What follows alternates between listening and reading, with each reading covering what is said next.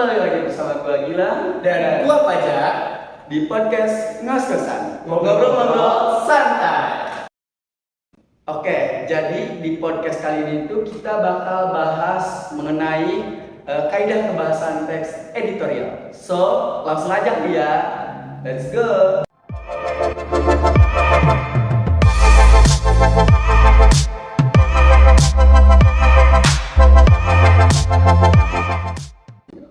For your information, teks editorial adalah salah satu teks yang berisikan pendapat seseorang terhadap isu ataupun masalah secara aktual dan juga faktual. Nah, teks editorial ini bisa juga disebut sebagai tajuk rencana. Oke. Nah, jadi Kak Fajar nih, di dalam teks editorial itu ada terdapat 6 pembahasan. Apa aja tuh? Nah, 6 kebahasaan diantaranya yaitu yang pertama kata populer, yang kedua yaitu konjungsi kausalitas, yang ketiga kalimat retoris, yang keempat pranomina petunjuk, yang kelima kalimat fakta, dan yang terakhir pastinya kalimat opini. Oke, nah itu dia 6 kaidah kebahasaannya ada di teks editorial yang akan kita bahas satu persatu. Nah, untuk itu kita lanjut ke pembahasannya. Let's go. Yang pertama yaitu kata populer. Kata populer adalah kata yang digunakan secara umum di Kak Gilang.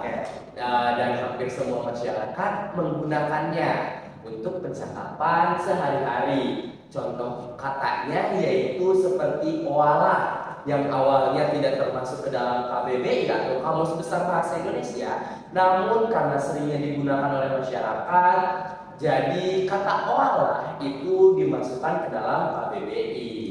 Oke, katanya nih. Jadi kan tadi yang pertama itu populer ya, kata populer. Nah, jadi yang kedua itu ada konjungsi kausalitas. Nah, jadi konjungsi kausalitas itu adalah kata penghubung yang menjelaskan tentang sebab dan akibat suatu peristiwa. Nah, dari contoh katanya itu ada karena, terus sebab, sehingga, oleh karena itu, dan atas dasar ini. Oke, lanjut. Nah, itu tadi yang kedua. Kita lanjut ke poin yang ketiga. Nah, poin yang ketiga ini nih sebenarnya sering banget digunakan dalam kehidupan sehari-hari, yaitu kalimat retoris. Kalimat retoris atau bisa kalian artikan sebagai kalimat pertanyaan tapi yang tidak membutuhkan jawaban. Nah, gimana tuh? Jadi contoh kalimatnya gini nih. Pantaskah kau disebut manusia? Pantas. Ini contoh kalimat, contoh kalimat retoris ya. Jadi nggak perlu dijawab, nggak perlu ada jawabannya. Oke, yang kedua contoh kalimatnya yaitu apa kita bisa hidup tanpa makan dan minum? bisa dong. Ini kalimat retoris. Oke, siap. Lanjut ke poin keempat. Oke, jadi poin keempat ya. Jadi poin keempat itu ada pranomia atau pranomina atau penunjuk. Nah, jadi pranomina itu adalah kata atau kalimat yang menjadi penunjuk suatu hal nih Kak Fajar nih. Nah, jadi contoh katanya itu ada yang kita sering dengar nih.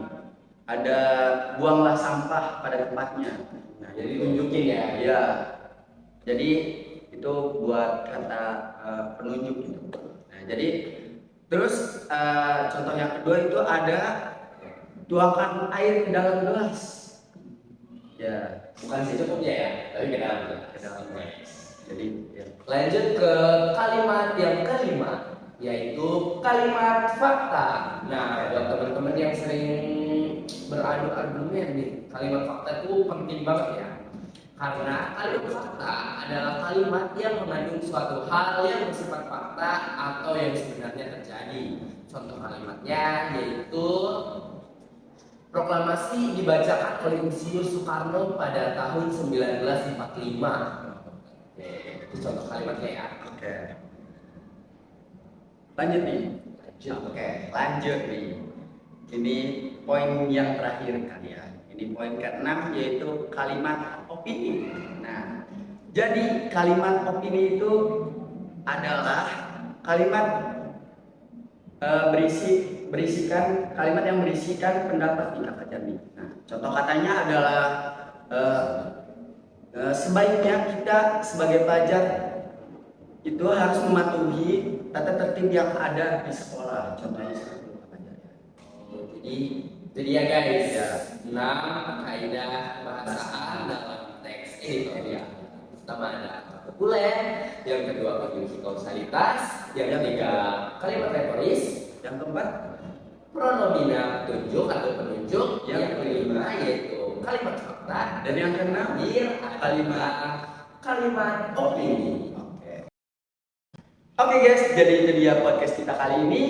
Sampai jumpa di podcast kita yang akan datang. See you next time. Bye bye.